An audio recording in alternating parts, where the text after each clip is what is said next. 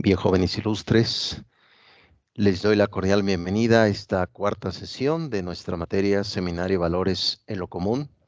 Espero que puedan ver esta cápsula pedagógica y ahí poco a poco van pensando el tema que tiene la vida humana.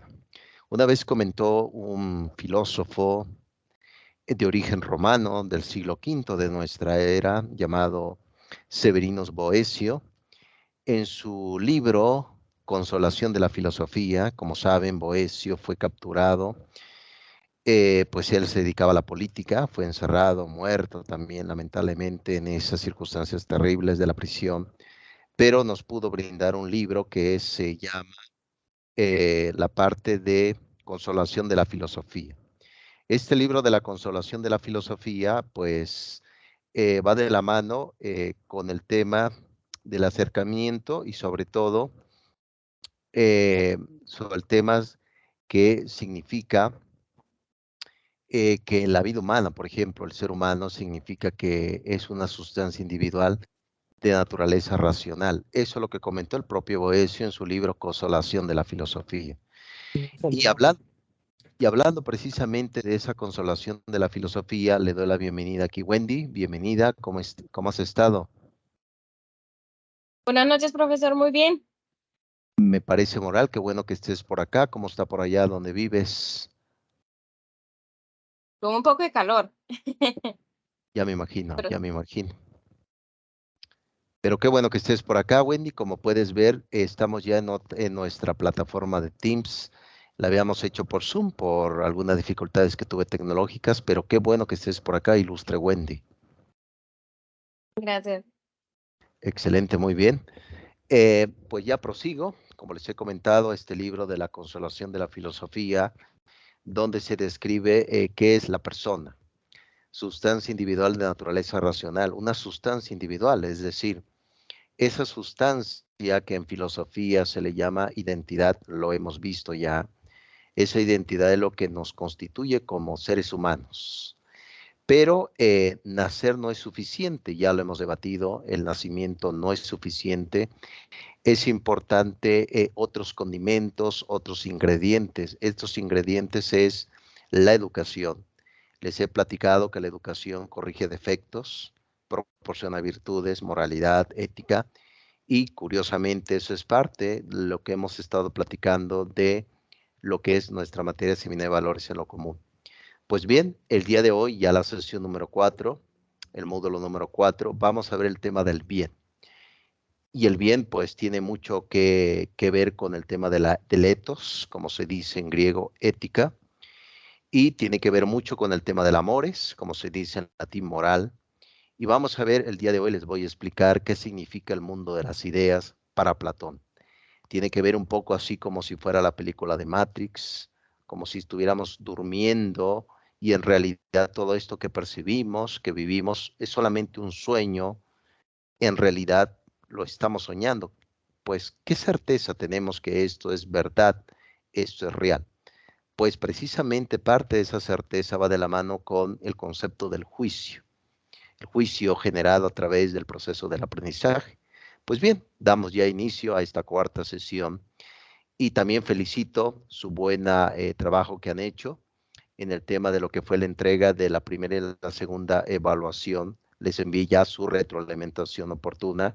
Por ahí, si se dio, e inclusive en algunos que tenían que mejorar, pues se dio la oportunidad.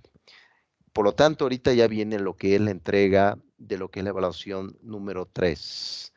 Esa entrega es para, pues curiosamente, parte de ese concepto es para el 8 de octubre, la evaluación 3, para que lo tengan en cuenta, y también la evaluación número 4. La materia la terminamos el 15 de octubre, para que ustedes se den cuenta de que pues este recorrido ha tenido más que aspectos pues de vital importancia.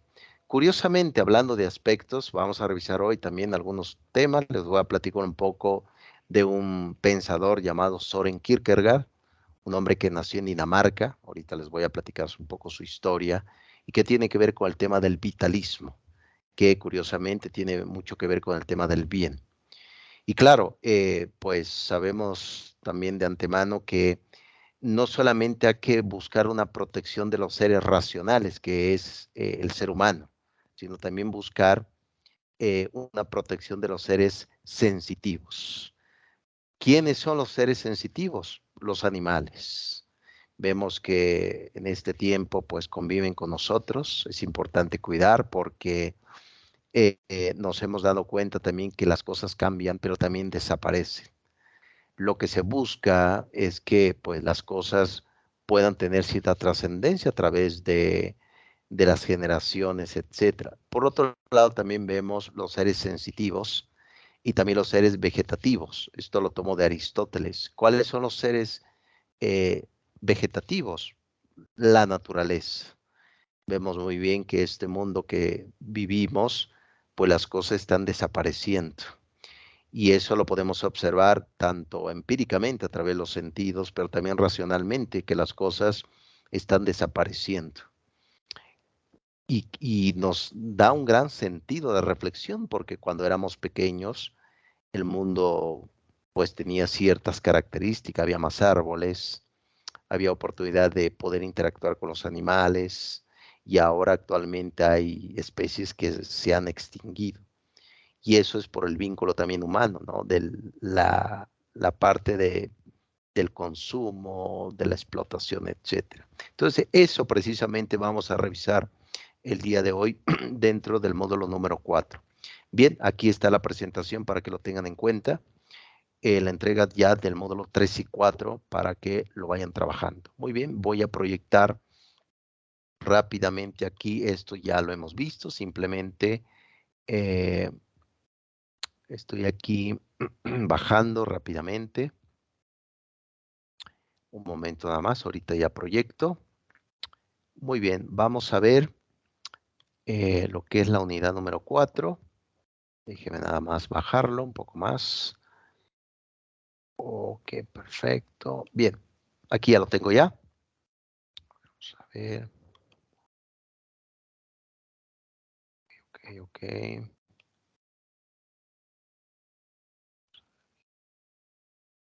Vamos a ver aquí, todavía no me muestra. Bueno, ya vimos los niños salvajes. Déjeme seguir aquí. Me permite seguir avanzando. Ok.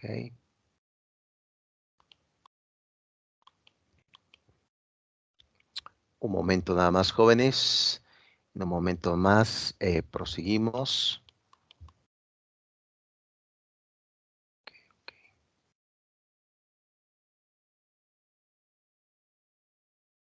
Que esto ya lo habíamos comentado también, el tema del módulo 3 ya lo vimos. Las virtudes, la justicia, vimos el otro, vimos el libro de Manuel Levinas, Totalidad e Infinito. Analizamos el tema de los campos de concentración, que hoy lo vamos a volver a analizar con el tema del libro El origen del totalitarismo de Hannah Arendt. La vamos a revisar. Vimos también un poco a grandes rasgos del tema de Alfonso López Quintás, el tema de los valores. Y el día de hoy, pues, vamos a analizar ya lo que es el módulo número 4. Bien, recuerden esto, que el tema de los valores es un tema también de posesión. ¿Qué significa esto? Los valores no es algo innato, es decir, que alguien nace, y ese era el gran debate que vimos en el módulo número 1, si los valores es algo innato, es decir, puedo nacer ya con los valores, ya tengo estoy propenso a hacer el bien, a evitar el mal, etcétera. Pero vimos ya la historia a partir del siglo, pues hubo muchos siglos, les conté la historia. Bienvenida, ilustre Jacqueline, qué bueno que estés por acá, me da mucho gusto que estés por acá y espero que te encuentres bien de salud. Lo platicamos que vimos dentro del mito, por ejemplo, de la historia griega, como Zeus es abandonado por unas ninfas en el bosque, es criada por estas ninfas. Vimos ya la historia de la Torá judía, de lo que es el Éxodo, donde una madre abandona a su hijo en el río Nilo, porque pues iba la matanza de los egipcios ante los propios semitas. Estamos hablando del siglo III antes de Cristo. Y vimos ya la historia de Víctor de Aveyron del siglo XVIII, Jenny también del siglo XX, estas gemelas de la India del siglo XX, y esto nos indica afirmativamente que los valores no es algo que uno nazca con ello. Estamos propensos a hacer el bien, pero es importante aprender a hacer, aprender y saber cómo hacer el bien. Y es ahí donde entra el tipo de materia, por eso vemos valores en lo común, para que podamos ir pensando cómo podemos ir pues dando ciertas certezas. El día de hoy, en este módulo 4, se va a ver el tema del concepto de la institución. ¿Quiénes son las instituciones? Por ahí existe un libro de un filósofo peligroso del siglo XX llamado Paul-Michel Foucault. Él pertenece a una corriente que se va a llamar el estructuralismo. Es decir, el estructuralismo significa que cada uno tiene diferentes estructuras, pero con base a un grupo social. Cada quien tiene como afinidad un grupo. Yo pertenezco a este grupo de los políticos, pertenezco a este grupo de los estudiantes, feministas, etcétera, ¿no? Esos grupos también modifican la conducta de la persona, personas individuales. Foucault escribe este libro que se va a llamar Vigilar y Castigar, y también habla sobre la arqueología del saber. En estos libros menciona que en el siglo XX las instituciones era un mecanismo por el cual dominaba a la persona. Había, por ejemplo, qué tipo de institución del siglo XX, el auge de las industrias. ¿Cómo era el proceso del auge de las industrias? Tenías que levantarte temprano. Como tal, no había surgido, como lo conocemos actualmente, los derechos laborales. Trabajabas más de 15 horas, trabajaban niños, mujeres, en condiciones terribles. Por eso surgió eh, lo que fue a partir del siglo XIX. Este libro se escribió en el siglo XX de Paul-Michel Foucault, pero antes pues surgió lo que era el Manifiesto Comunista, El Capital, La Sagrada Familia de Carlos Marx, donde criticaba las condiciones del obrero en esas frías fábricas. Ese tipo de institución, decía el propio Paul-Michel Foucault, eh, ocasionaba en la persona cierta dominación, cierta como, eh, pues se podría decir, que se comportara totalmente, eh, pues tranquila, que no generara revuelta, etcétera, ¿no? Y ese tipo de sociedad le llamó Paul Michel Foucault sociedad disciplinaria, tanto en el libro de Vigilar y Castigar y Arqueología del Saber. Pero actualmente en el siglo XXI, las instituciones tienen un nuevo rol. Ese rol ya no es como una sociedad que te disciplina, sino que te da identidad. Por eso el módulo 4 trata de eso, es decir, trata de que podamos darle cierta característica, pero también que podamos tener pues cierta costumbre, cierto acercamiento, porque la universidad, la vida académica, se genera para compartir. Es decir, ustedes van a tener un mejor trabajo sin duda alguna en algún momento, ¿no? Y usted va a decir, bueno, profesor, yo me acuerdo de este tipo de circunstancias, etcétera. Pues eso es la institución, un lugar que es ajeno a mí, pero que puedo pertenecer. ¿Cuál es? Estados, organizaciones, fábricas, escuelas, etcétera, etcétera. Vean cómo ha ido cambiando. Actualmente hay derechos laborales, por supuesto, hay derechos de la persona, pero eso se dio a través de la conquista de lo que fue el holocausto del siglo XX. La palabra holocausto significa de origen hebreo como sacrificio. ¿Cuántas personas no murieron en el siglo XX? Fue un caos tremendo. Y eso nos hace ver que la razón también produce inmoralidad. Aquí dice, ilustre Jacqueline, buenas noches, profe. Disculpe por la tardanza, tenía problemas con mi internet, pero aquí estamos. Gracias, ilustre Jacqueline. Ese es el pan de cada día. Son fuerzas que no determinamos. Y fíjate, es digno de una reflexión filosófica lo que dices.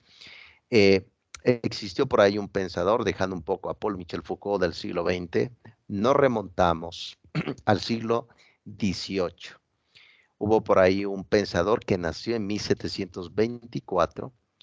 Él nació en una localidad llamada Königsberg, Prusia Oriental, actualmente Rusia, en ese entonces era Alemania. Este hombre se llamó Immanuel Kant. Escribió Crítica a la razón práctica, Crítica a la razón pura, eh, la religión dentro de los límites de la pura razón, metafísica de las costumbres, etc. Y Immanuel Kant llegó a decir, ilustre Jacqueline, con base a tu ejemplo de los problemas del Internet, llegó a decir que no somos dueños de todas las consecuencias. Hay cosas que pasan que nosotros no lo generamos, nosotros no lo provocamos. Por eso esas culpas que a veces tenemos de que dice, ah, Dios mío, eh, porque yo estuve aquí, ocasionó, no, y va a pasar, si tú estabas ahí o no, la acción va a pasar. Por eso es importante reflexionar, ilustres, los que me escuchan y los que me van a escuchar, es importante ver qué tipo de culpas tenemos, pero son culpas que ajenas, es decir, las culpas no son mías, pero uno se lo apropia y esa apropiación pues te genera totalmente angustia, ¿no? Ilustre Jacqueline. Claro, un buen ejemplo, por supuesto. Bien, instituciones, algo ajeno al sujeto, próximo, por supuesto, a la identidad. Vocación. La palabra vocación proviene de la voz latina vocatio, que significa camino, un camino. Claro, usted me puede decir, bueno, profesor, el camino es áspero, es un poco rudo, tipo como Dorothy cuando iba en El Mago de Oz, un poco así, profesor. Sí, en efecto. La cuestión es que a veces esos caminos se convierte también en un tema de prosperidad y de alegría, porque cuando uno hace lo que le corresponde y también hacer algo que te gusta, pues qué maravilloso, ¿no? Por eso deduzco que ustedes han tomado una buena decisión en su carrera, una vida vocacional totalmente plena. Y yo, por ejemplo, como docente y como filósofo, les puedo decir que yo amo la filosofía. La filosofía me da muchas cosas, bueno, muchas dudas, ¿no? Te da pocas certezas, por supuesto, pero bueno, es importante también un poco de duda en estos tiempos, que aparentemente se sabe todo, ¿no? Pero bueno, eso es el concepto de la vocación. En pocas palabras, el módulo 4 te está diciendo que los valores se dirigen hacia un grupo social y hacia una vocación personal. Eso dice el módulo número 4. Como siempre, ahorita vamos a hacer un resumen final para que ustedes se lleven también algo de aspecto pragmático. Muy bien, ¿tienen alguna pregunta, ilustre Wendy, Jacqueline, algo que quieran comentar?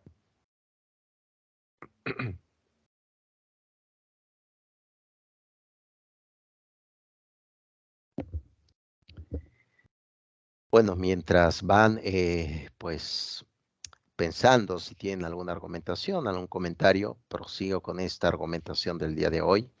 Bien, vamos a ver el tema del bien. ¿Qué es el bien? Aparentemente vemos que las cosas en el mundo sensible, el mundo que percibimos, son cosas totalmente, pues, totalmente expuestos, totalmente afirmativos, ¿no? Y no podemos dudar de si existe un árbol, si existe acaso, si yo existo yo mismo. Aquí la cuestión es importante, no lo olviden, que cuando hablamos del tema del bien, en primera instancia hablamos de un tema abstracto. El bien lo podemos tener en la mente, por supuesto. Y la cuestión es que es importante llevarla a cabo. Por ejemplo, una piedra. Tomo una piedra y esa piedra puede tener un bien para mí, porque con esa piedra puedo tomarla y pues utilizarla para quitar granos de una mazorca y yo pueda comer. Pero esa piedra también se puede utilizar para dañar a una persona, ¿no? Es decir, el objeto posee una verdad, sí, pero no es que el objeto, una piedra, sea malo o bien, simplemente es una piedra.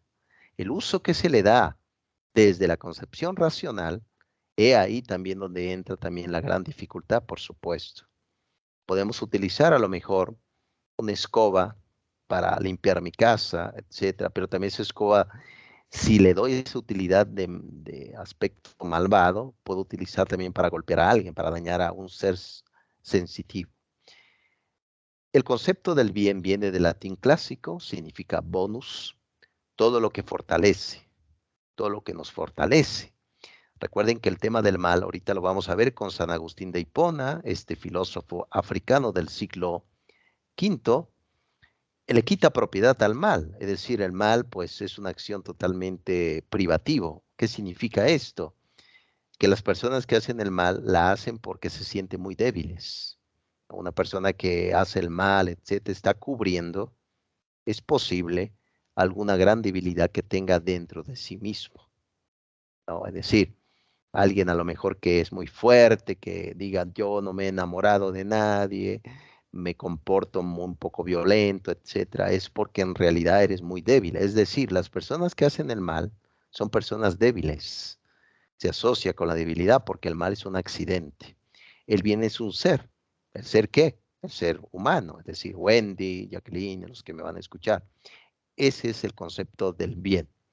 Ahora bien, nos vamos a remontar al siglo XX. En este tipo de máquina del tiempo, eso se toman un poco de René Descartes, no de la máquina del tiempo, sino del pensamiento de la conciencia reflexiva. Nuestra mente se puede ir al pasado, por supuesto.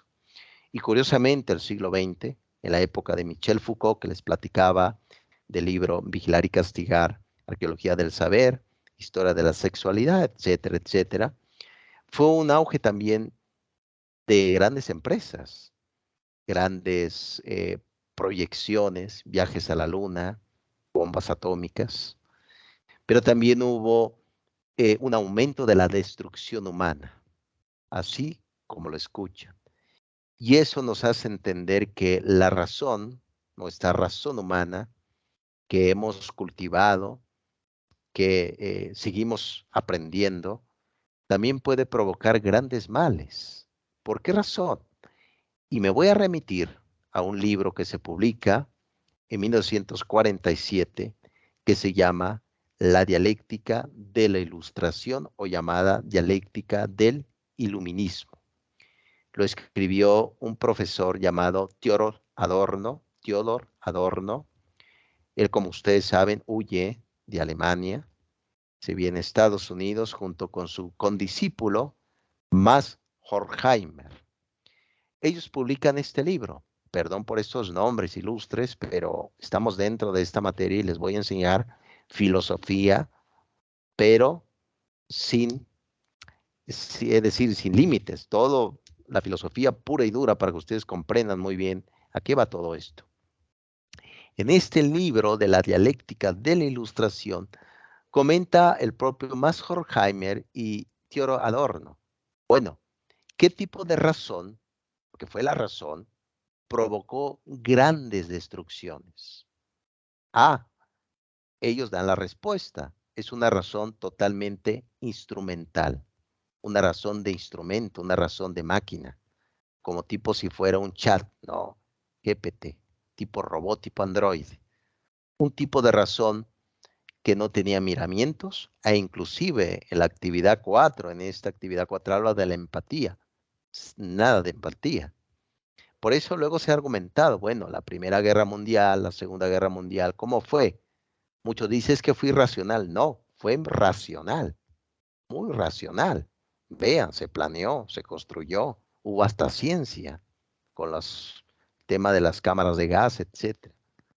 Pero esa es la razón instrumental, ese es el riesgo cuando se cae, cuando la misma ciencia va en camino separado al tema de la ética. Vemos, por ejemplo, robots, estos chats, se quiere ir a la luna, a otros planetas, pero ¿qué pasó con el progreso social? Migraciones, delincuencia, narcotráfico. Al parecer estos grandes viajes espaciales que se está haciendo, pues no están contribuyendo al progreso social en realidad, o a algunos grupos nada más. Esa es la reflexión de un tipo de razón instrumental, no una razón razonable. Lo que se busca es que la ciencia, esos grandes progresos, etcétera, etcétera, sean también humanos, es decir, estén contagiados de la humanidad, de la ética, de la moralidad. Entonces, ¿de qué sirve tener grandes cosas si vives en un tipo de vacío. Ese vacío pues lo da una razón totalmente instrumental. Por eso reflexionen, ilustres, ¿cómo estamos en este momento? ¿Realmente hemos progresado como sociedad? ¿De qué nos sirve viajar al planeta Marte si no hemos resuelto el problema de la migración, de las personas que buscan mejores oportunidades? ¿De qué nos sirve viajar a la Luna si hay violencia a los niños, abusos, sin fin de cosas? Esa es la pregunta que nos comentan el libro de la dialéctica de la ilustración. Una razón totalmente instrumental, manoseada, expuesta, ¿no? Ustedes me dirán, ustedes argumentarán correctamente. Pues bien, esa es la situación del bien que nos remontamos en el siglo XX. Muy bien, prosigo. Si tienen algún comentario, ilustres, pueden abrir su micrófono y pueden comentar aquí y pues vamos dialogando. Pueden escribir también, no se preocupen, aquí todas las ideas son bienvenidas.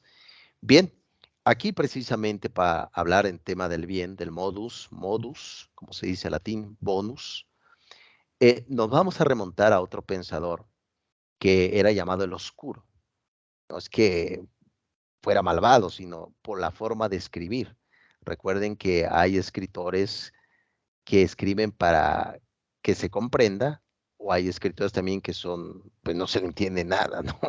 Terminan en el aburrimiento, te duermes, Dios mío, ¿qué trata de decir? No le sé absolutamente nada, ¿no? Es, por ejemplo, el libro de Principia, ¿no? Del propio Newton. Es un libro aburrido, seamos honestos, es un libro aburridísimo, ¿no?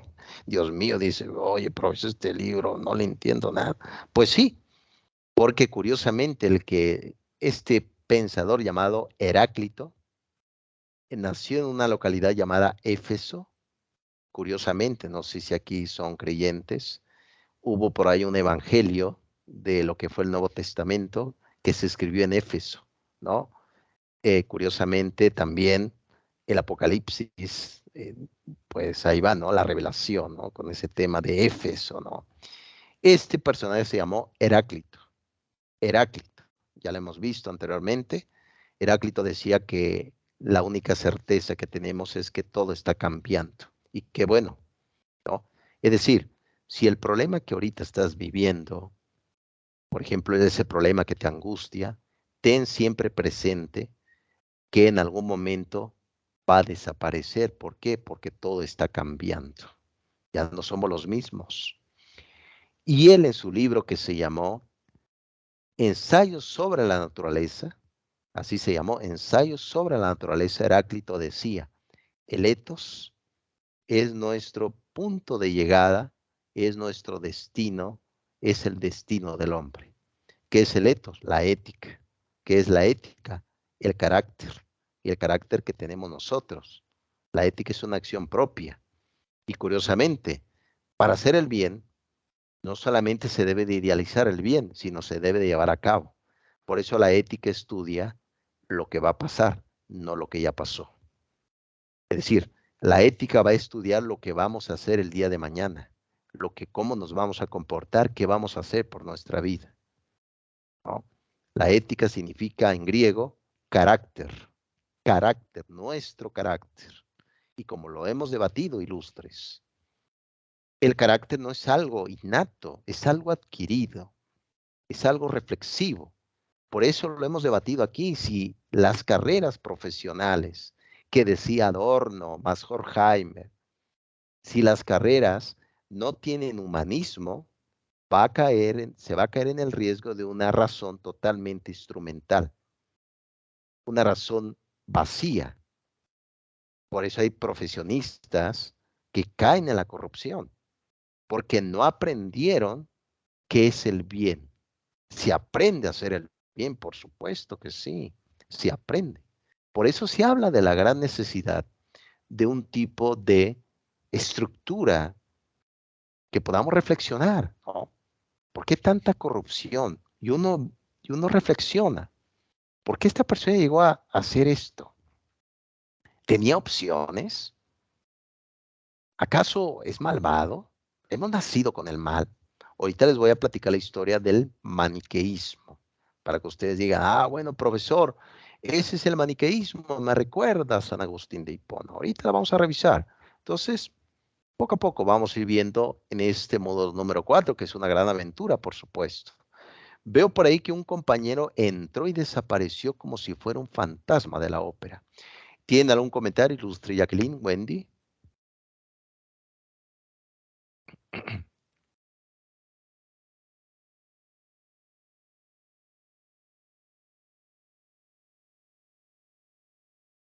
Muy bien, mientras van escribiendo por ahí, ilustres, prosigo.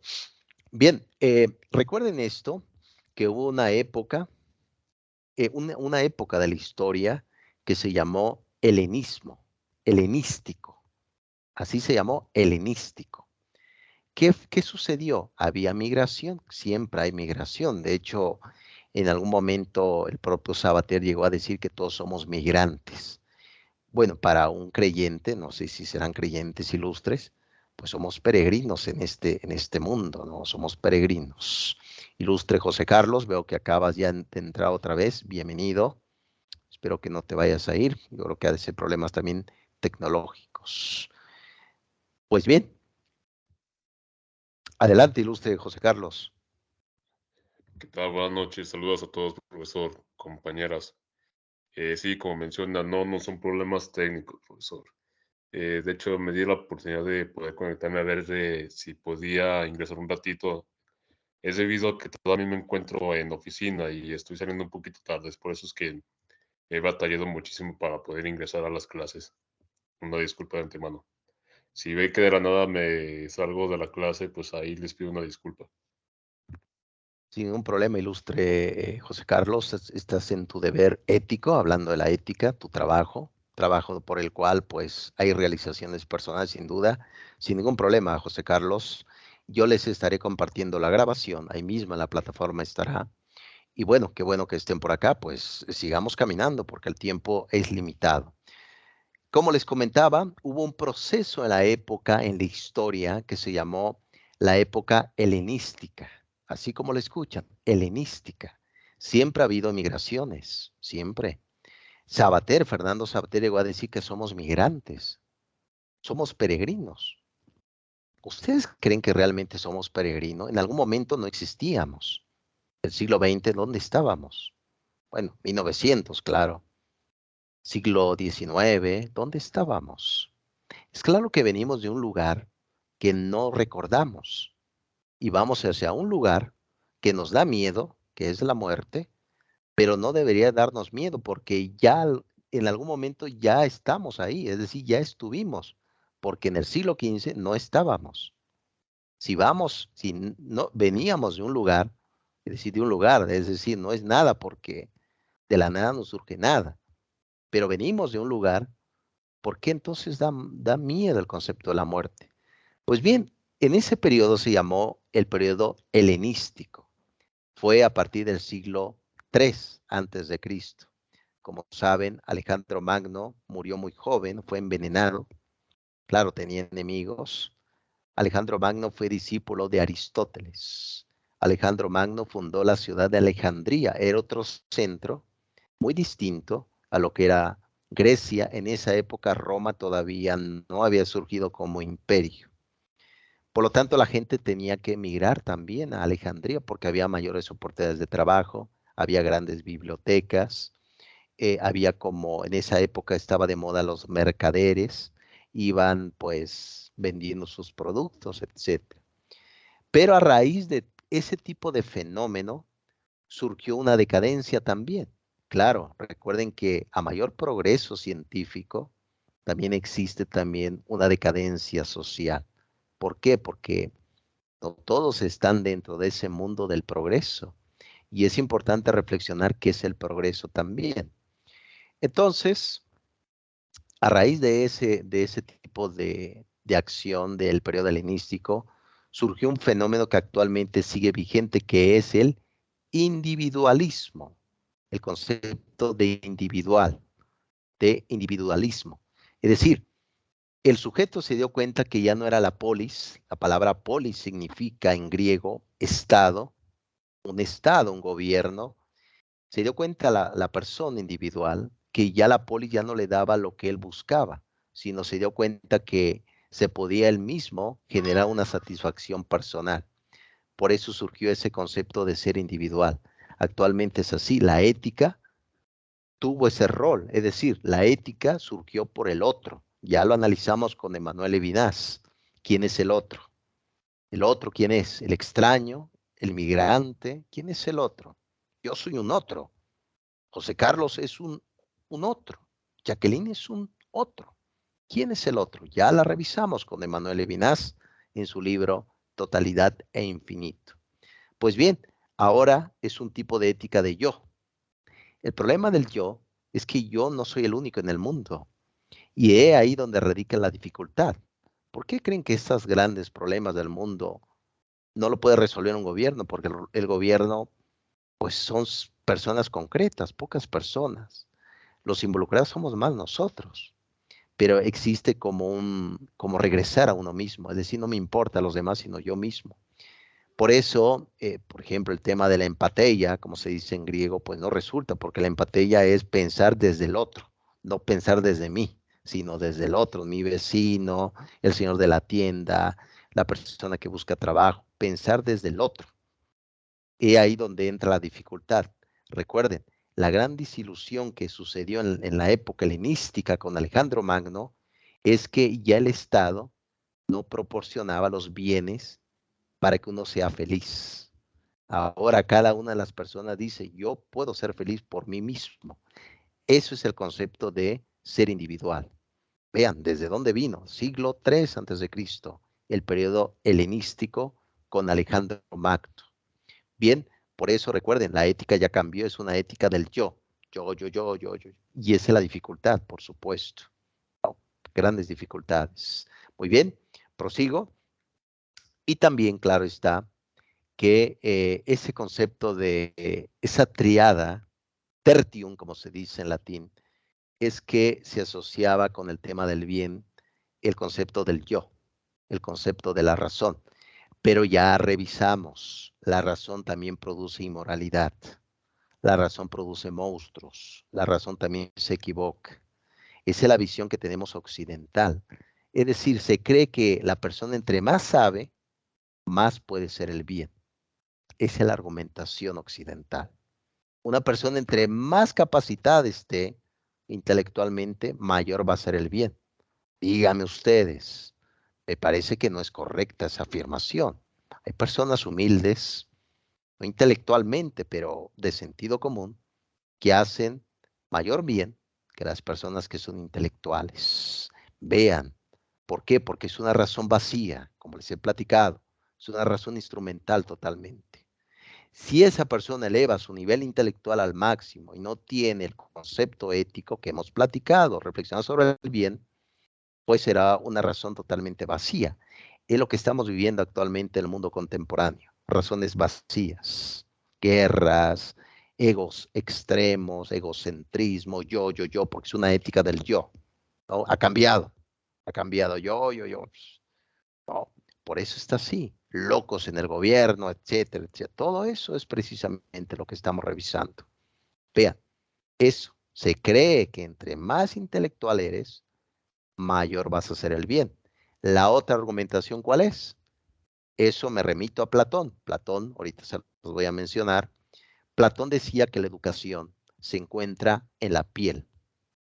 En la piel, así como lo escuchan, la piel. Platón fue racista, Platón, seamos honestos. Platón menciona en la República que los mejores deben de gobernar. ¿Quién eran los mejores? Los blancos. Y entonces, ¿qué está pasando actualmente? Vimos la guerra de Rusia con Ucrania que sigue vigente. Llegaron muchos a la frontera, aquí a Tijuana, para pasar a Estados Unidos. Eran ucranianos, pero como eran blancos, pues muchos pasaron rápido. ¿Qué pasó con esas personas morenas, negras? ¿Nos recuerda a Platón, no lo creen? ¿Qué decía Platón? Una persona que es blanca es naturalmente buena. Los malos son los negros. Hemos visto ya personas que han matado porque era negro. Ah, el negro es malo. Todo ese paradigma extraño, ese discurso racista, ha venido desde entonces. ¿Acaso no vivimos una sociedad de apariencias? ¿Acaso no vivimos una sociedad de imágenes, de discursos?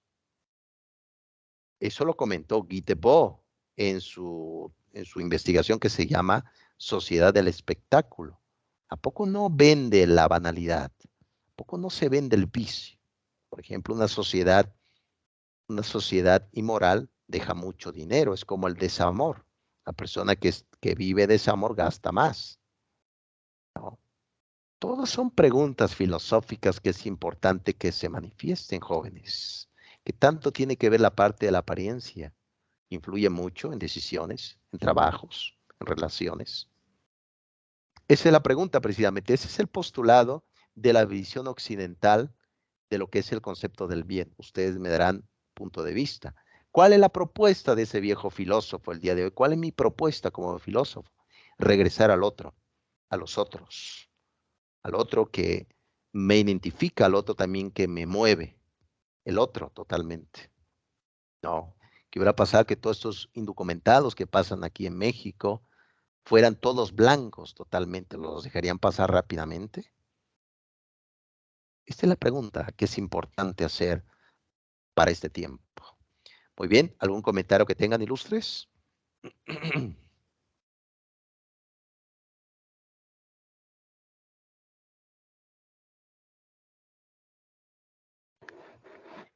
Yo, profesor. Estoy Adelante, escuchando. Ay, disculpe, es que estoy escuchando también a medias porque también estoy haciendo unos registros.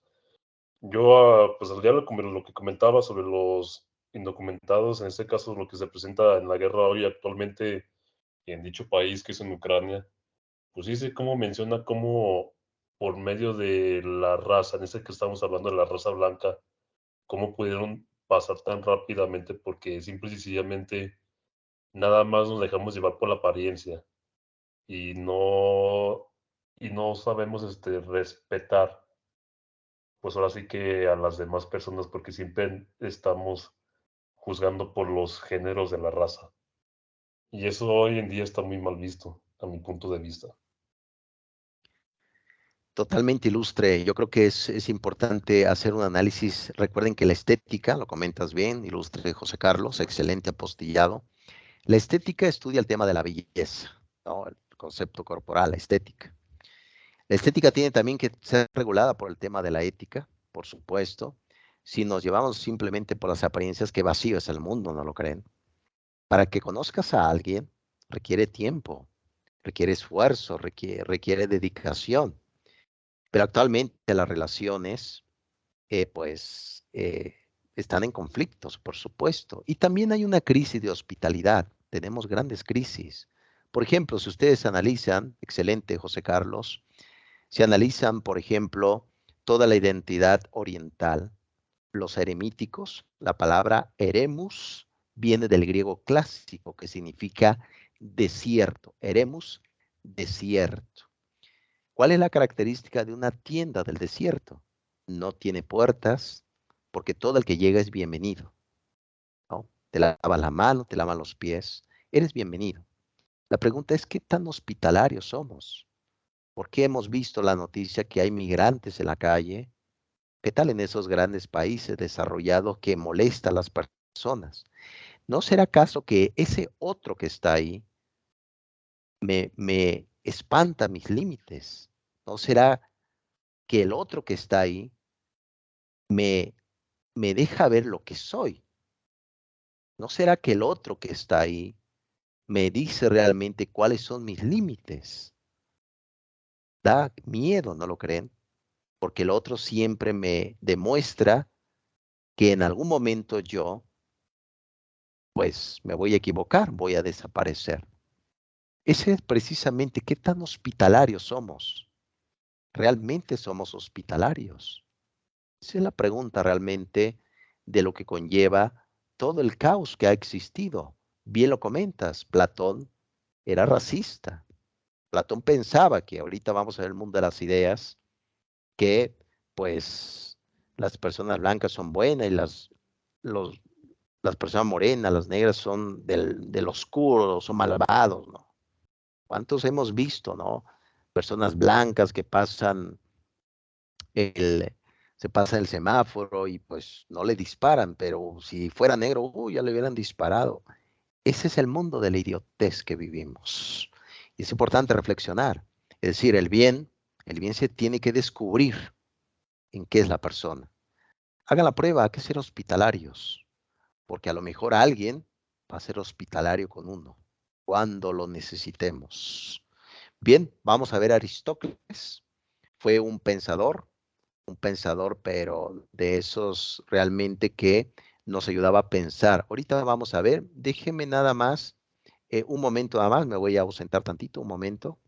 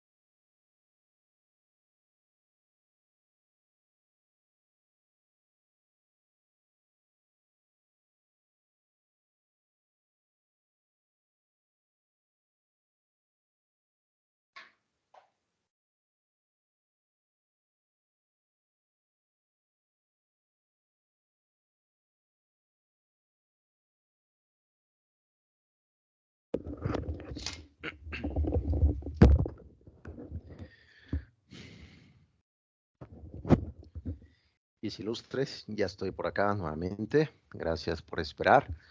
Bien, en el caso del propio Platón, su verdadero nombre se llamó Aristócles.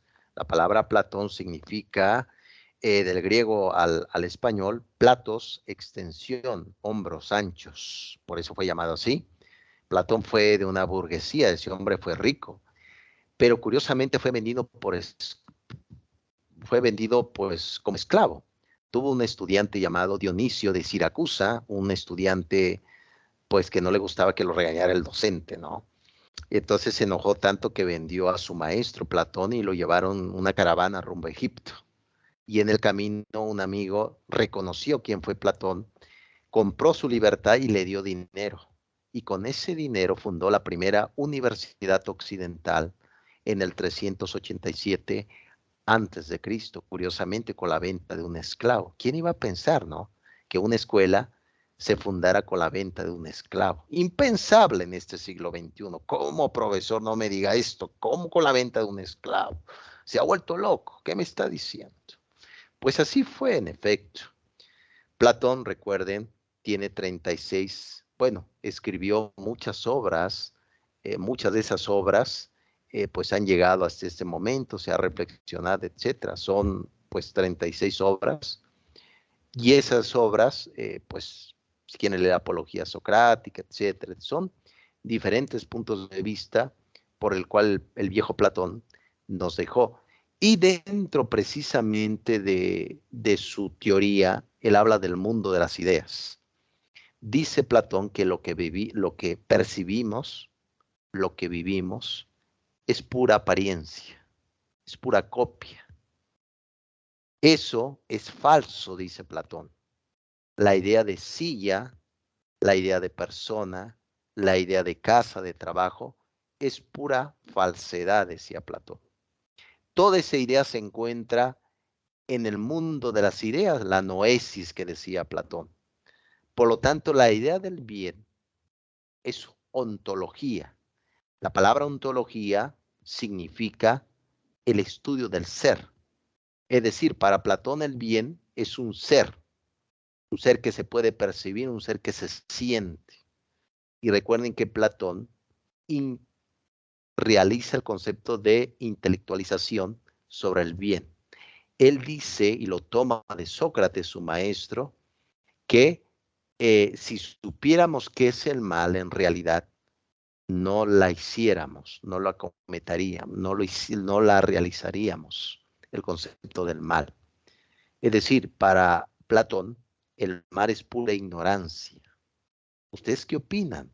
¿Realmente las personas que hacen el mal saben realmente qué es el mal? ¿Saben sus consecuencias? Un gran debate, ¿no lo creen? O la cosa es que uno renuncia a no pensar y diga, bueno, profesor, he renunciado a no pensar y prácticamente no me interesa si hago el bien o el mal. Y ahí surge una pregunta, por supuesto, en esas obras de Platón. ¿Seremos felices haciendo el mal? ¿Seremos realmente felices? Recuerden esto, Platón decía que el bien es ontología. Ontología, es decir, es un ser el bien. Entonces, si uno piensa correctamente, ¿no podemos cometer el mal? Qué extraña afirmación, ¿no lo creen? Muy extraña. Platón muere a los 80 años. Yo creo que esta muerte lo quisiéramos todos.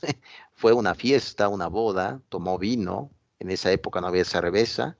Tomó vino y regresó y se acostó a dormir y nunca despertó. Yo creo que todavía sigue durmiendo el viejo Platón, ¿no? En el mundo de las ideas, ¿no? El mundo perfecto. Si alguien quiere por ahí entrar un poco a este tipo de ideas muy abstractas, muy profundas, le recomiendo ampliamente la película El mundo de Sofía. Claro, ahí está también una obra, un libro, El mundo de Sofía, ¿no? Bien, eso es precisamente lo que comentó el viejo Platón. Ontología, ontología. Muy bien, prosigo, ya también para terminar. Y claro, revisando el tema de lo que hemos visto del bien, es lo que busca la materia, que podamos aprender qué es el bien, ¿no? ¿Por qué razón tengo que hacer lo correcto? Recuerden que el bien prolonga la vida, el mal no la prolonga. No sé ustedes, pero yo quiero vivir, siempre he dicho a mi esposa, quiero vivir 100 años. Óigame, profesor, ¿cómo 100 años? No me diga esto. ¿Cómo 100 años, profesor? Con dientes, bueno, no lo sé, no lo sé realmente con dientes, no, realmente no lo sé, pero ese es el bien, es decir, el bien te prolonga la vida. Esas personas que hacen el mal, ¿ustedes creen que van a vivir mucho tiempo? Ese análisis lo llevó a cabo uno de los grandes pensadores de la historia, nació en Tagaste, África, llamado Agustín de Hipona. Para los creyentes, San Agustín de Hipona. Este pensador escribió varios libros, si alguien quiere leer, adelante. Hay un libro que se publica en el 397 llamada Las Confesiones. Es una autobiografía que habla apasionadamente este personaje de cómo vivió, cometió pecado, etcétera, etcétera. Luego está Civitates Dei, que se escribió en el 413. Civitates Dei es una obra maestra, son 22 tomos. Si alguien quiere leerlo, adelante. Nada más, recuerden que entre más lean, entre más sepan, más va a aumentar el sufrimiento, es lo que dijo San Agustín. No lo sé que me diga. San Agustín decía que entre más sepas, entre más sabes, más vas a vivir angustiado. La ignorancia provoca cierta satisfacción de tranquilidad. Ustedes me pueden decir, profesor, ustedes me pueden decir, óigame, profesor, ¿cómo se atreve a decir esto? En este momento, ¿cómo se atreve a decir que la ignorancia provoca felicidad? ¿Qué estoy haciendo en esta clase con este viejo filósofo? No diga esto, por favor. Bueno, pienso que así piensan, ¿no? No lo sé realmente. Bien, Civitates Dei, etcétera. Y el propio San Agustín le quita propiedad al mal. Recuerden que el mal no es un ser, es un accidente. Y ahí podemos comprender, si alguien de aquí es creyente, uno puede decir, es que como Dios hace el mal. Bueno, Dios no hizo el mal. El mal surge con la vida humana. ¿Por qué? Porque es algo imperfecto. Cada vez que hay roces humanos, interacción, etcétera, existe el mal. Pero el mal, recuerden, es una propiedad humana. En el reino animal, el reino vegetativo, no hay mal. ¿Por qué? Porque el mal también se interpreta a través de la razón, ¿no? ¿Qué pasaría? Yo luego he reflexionado, cuando voy en la calle o luego voy con mi esposa a un súper, ¿qué pasaría si todos tomaran del súper y no pagaran? ¿Por qué no hacen eso? ¿Por qué no todo se va al caos en un momento? ¿Por qué estamos dentro de un orden? Por ejemplo, en las empresas, El éxito de una empresa se da a través del bien, no del mal, ¿no? ¿Por qué? ¿Por qué no todo se va al caos? ¿Por qué no cada quien hace lo que quiera? ¿Por qué hay un orden? No, esa es la reflexión que he hecho últimamente. Y San Agustín decía que el alma es la que elige el bien. ¿No? Recuerden que para San Agustín la materia es como malvada, ¿no? La materia es como algo también que nos causa pecados, ¿no? El alma es como la que busca el magister educere, como se dice en latín, el maestro interior. Por lo tanto, San Agustín nos da una clave. El mal no es una creación de un ser divino, es una interacción humana por la imperfección humana. Y el mal es un accidente. Como tal, las personas que hacen el mal son débiles. Ustedes me van a decir, ustedes me dirán, ¿realmente quieren ser fuertes o quieren vivir en pura debilidad? Es lo que dijo San Agustín de Hipona, el Capadocio.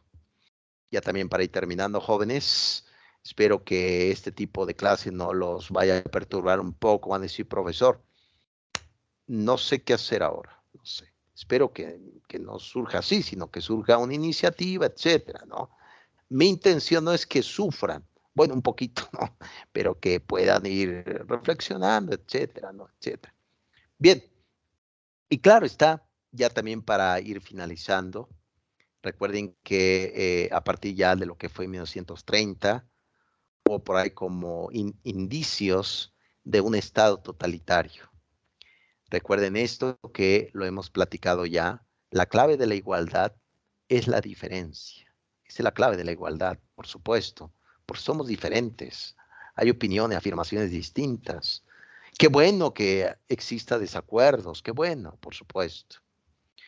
A partir de 1930 empieza ya todo este auge de un Estado totalitario, como fue el nazismo, que ahí surge este libro, ¿no? El Estado totalitario, Hitler y Stalin, como lo escribió muy bien esta filósofa alemana Hannah Arendt. Ella huye en 1933.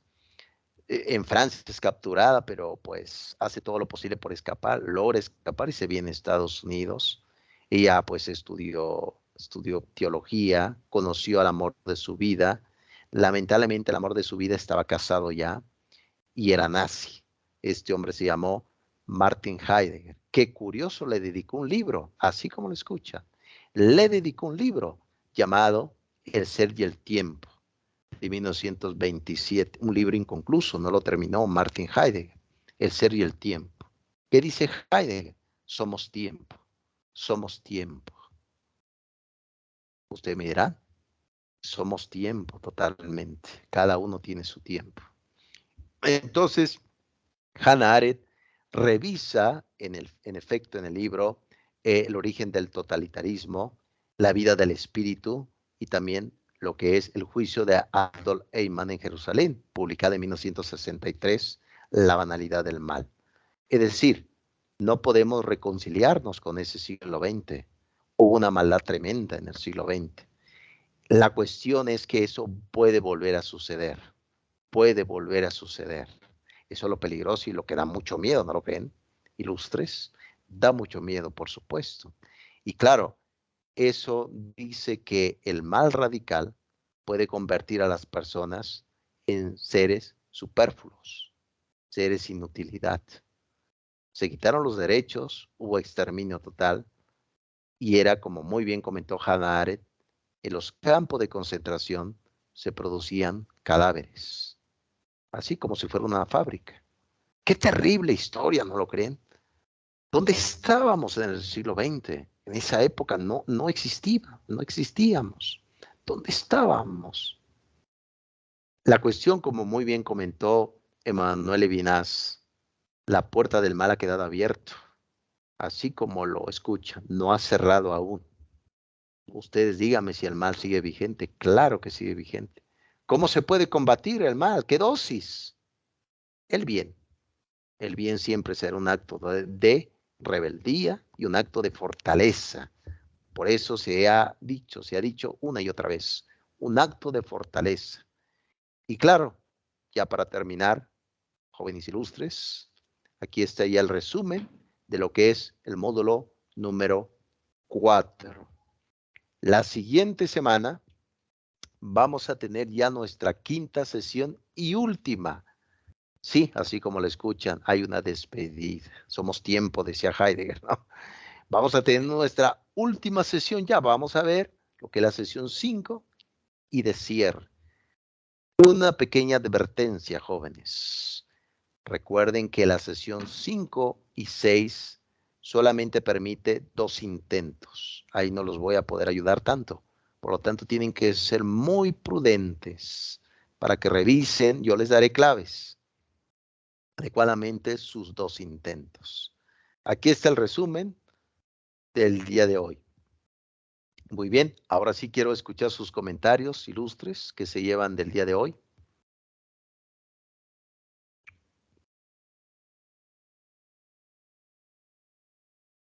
Adelante, ilustre Wendy, ¿algún comentario?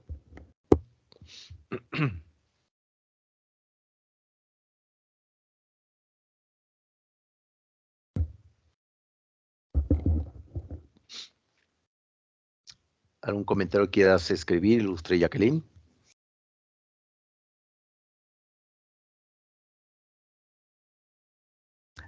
Mucha filosofía, ¿no lo creen? Mucha filosofía.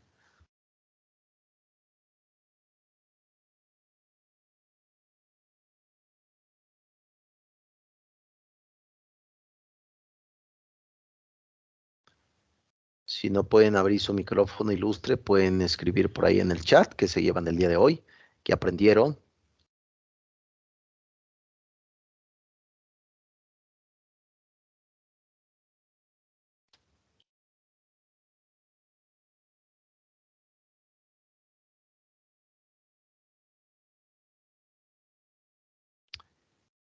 Muy bien, me parece que no hay comentarios. Pues muy bien, ilustres jóvenes. Realmente gracias por escuchar esta cápsula. Agradezco aquí a Wendy. Gracias, Wendy, por haber estado en esta sesión. Te invito también para la quinta sesión y última, al cierre. Jacqueline, muchas gracias. Espero también que estés mejor, Jacqueline. Y pues vayan caminando. Cualquier duda, cualquier dificultad, con gusto estoy para apoyarlos. Muy bien, cuídense mucho. Bye, bye, jóvenes.